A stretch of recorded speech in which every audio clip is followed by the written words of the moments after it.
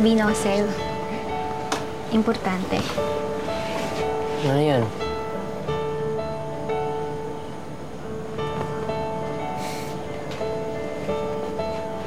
Ano naman ang ibig sabihin nito? Isa pa. At tatlo pa.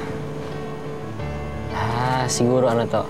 I love you. Thank you, Josh. Ang ibig sabihin niyan. Pwede, diba? Nakalimutan ko kasi magpasalamat sa'yo kanina eh. Nung niligtas mo ako. Alam mo, kung wala ka, wala ako dito. Sobrang grateful ako sa'yo, Josh. Pasensya ka na kung iyan lang may bibigay ko sa'yo, ah.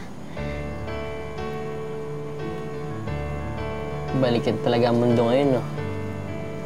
Babae pa rin bibigyan ng bulaklak sa lalaki. Hindi naman mahalaga yun, eh.